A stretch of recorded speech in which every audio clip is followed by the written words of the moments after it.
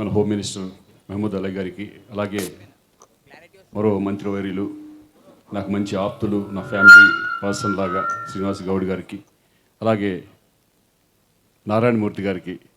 Sir మీ speech అదిరిపోయింది sir, ఇంకేం మాట్లాడతాం మేము, అందరికీ థ్యాంక్స్ చెప్తుంది తప్పితే.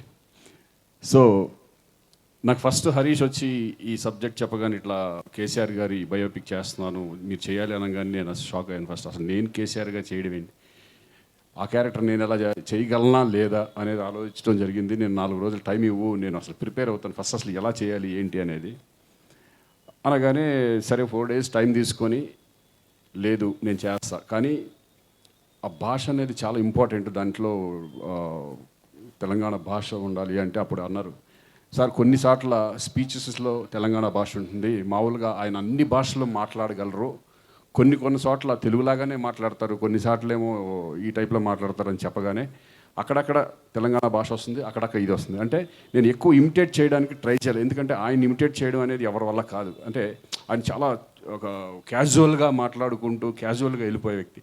బట్ సినిమాకి వచ్చేపాటికి అంత క్యాజువాలిటీ చాలా కష్టం.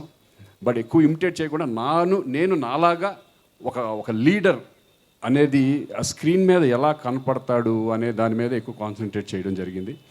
సో నిజంగా నేను చాలా గర్వంగా ఫీల్ అవుతున్నాను, హ్యాపీగా ఫీల్ అవుతున్నాను. ఈ కేసీఆర్ గారి రోల్ నాకు రావడం నిజంగా థ్యాంక్స్ హరీష్. నిజంగా నేను ఆ రోజు ఒప్పుకోకపోయింటే చాలా మిస్ అయ్యేవాడిని. నిజంగా తెలంగాణ దేవుడు నిజంగా కేసీఆర్, ఎందుకంటే తెలంగాణని సాధించిన వ్యక్తి.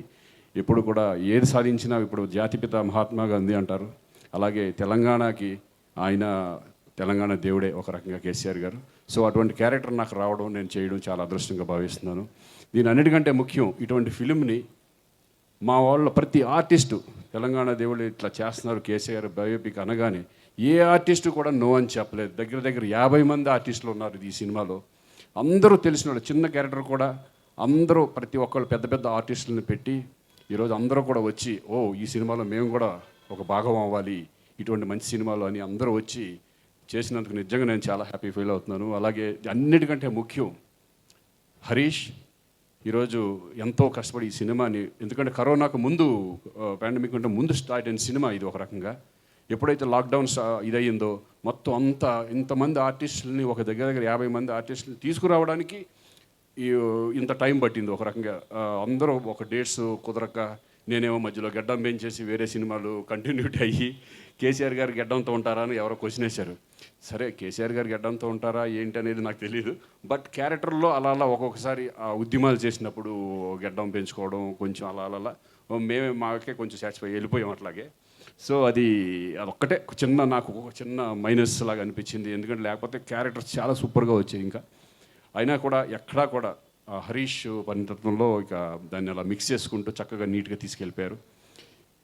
ఇంత మంచి సబ్జెక్ట్ని, ఇంత ఆర్టిస్టులని అందరినీ, ఇంత ప్రొడక్షన్ వాల్యూస్ అనేది మెయిన్ జకీర్ ఉస్మాన్ గారు. నిజంగా he's the hats off to the producer. ఇటువంటి ప్రొడ్యూసర్ లేకపోతే 100% మేము ఈ సినిమాలో చేసేవాళ్ళం కాదు, ఎవరూ కూడా ఈ ఫిలిమే ఉండేది కాదు.